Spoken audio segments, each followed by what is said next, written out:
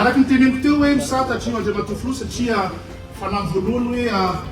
ireto bus électrique reo dia vina nahitanao tamin'ny anao mbola nitondra ny tetezamita satria nametraka lalàna anao hoe ny tomobily zay mandeha amin'ny herinaratra azoavozina dia tsy mandoa abatseranana sy nietra dia ankehitriny reto dia misitraka an'izany fa tsara mampafantatra ao atsika rehetra fa tsy reo telopolo isany bus thermique ihany no tonga aty satria ny telikasa ho tanterahantsika dia 300 dia faly milaza aminao andray matofoloha fa ny 100 efa ambony sambo dia amin'ny tapany volana ambony dia ho tonga aty dia miambiny 70 dia amin'ny farana volana jolay na amin'ny voalohany doany volana aogositra dia ho tonga aty dia reo rehetrarehetra reo koa dia ahitana sy ampisehoana amin'ny kambany eo anivon'ny sadek fa Madagasikara tokoa tsy maintsy mandroso Madagasikara tena mandroso araka ny toromarika nomenao andray matofilo dia tuliara isitraka fianaratsoa isitraka mahajanga isitraka toamasina isitraka nosibe isitraka e antsirabe isitraka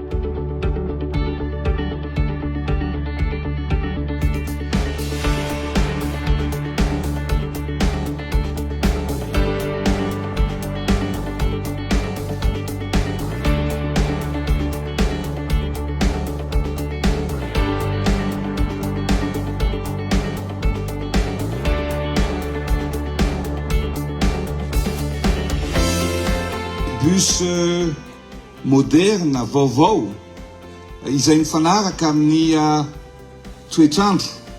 sy amin'ny fivoarana sy ny fanavozana ara teknôlôjika sy indrindraindrindra mifanaraka amin'ny asiny sy ny aja tokony omena ny vahoaka malagasy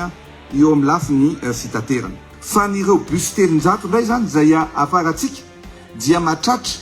hatrany amin'ny 500 na 1500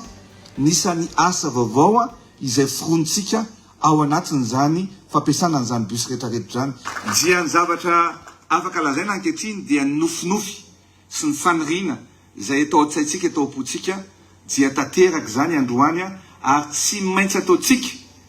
ny anamafisana ny fiara-miasa miaraka amin'ireo mpitatitra ny fomba anyvatsika tsikelikely ny bus fitaterana eto amintsika mba ho vaovao mba ho moderna na eto an-drenivohitra na manerana ny Madagasikara araka ny lazaintsika teo ny bus moa dia tsaratsika tsara fatarana ihany fa ny fitondram-panjakana no mividy an'izy io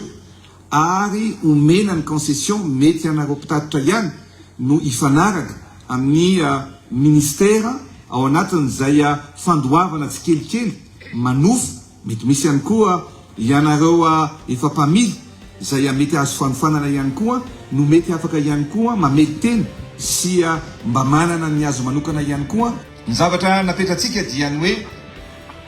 ny dizaine nyreo bus ny reo pièce rehetrarehetra an'ireo bus reo dia natao mifanaraka